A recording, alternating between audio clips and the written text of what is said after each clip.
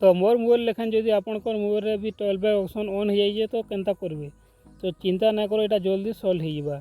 तो पहला क्या करेंगे देखून, डबल टच करेंगे, डबल फिंगरप्रिंट ऊपर देकर मोबाइल ऊपर के खसरे देवे, गोटे फिंगरप्रिंट ना हुए। तापर क्या करेंगे देखून, इन्हें सेटिंग के पले आए और इठाने देखून एक पार के डबल टच करेंगे। तापर एंता ऑप्शन पले आवा सेटिंग।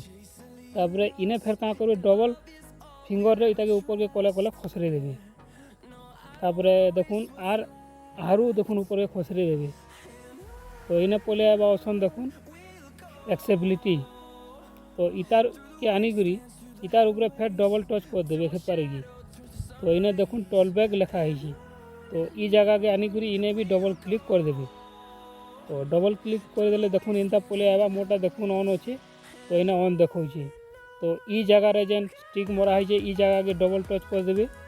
तो देखून इन्हें इनता ऑप्शन पले आवा। तो इन्हें टर्न ऑफ लिखा है। तो इनके आनिकरी हमें इटा के फिर डबल टच कर देमा।